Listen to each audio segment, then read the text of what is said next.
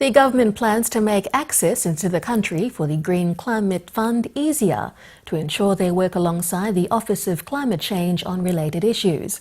By facilitating their entry into the country, the government hopes for the international funding body may release funding for PNG to fight climate change that is affecting certain parts of the country. PNG is one of the first countries to grant immunity and formalize agreements with the Green Climate Fund with the aim of making the fight against climate change easier. Bakia reports.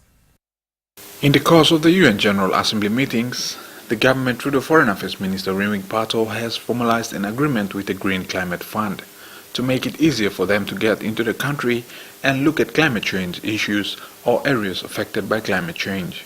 The Green Climate Fund is an organization within the framework of the United Nations, founded as a mechanism to assist developing countries in adaptation and mitigation practices to counter climate change. Its purpose is to support projects, programs, policies and other activities in developing country parties using thematic funding windows. According to Minister Pato, making accessibility for them easier will mean better chances of funding and project support for PNG. On behalf of our country, I signed an agreement for granting immunities and privileges to staff of the Green Climate Fund. The funding there have increased to, I think, $10 billion US at this point in time. And accessibility, of course, is always an issue for our country, and is the same issue with other countries of the Pacific Islands. And one of the ways in which we can improve efficiency insofar as accessibility and capacity is concerned is to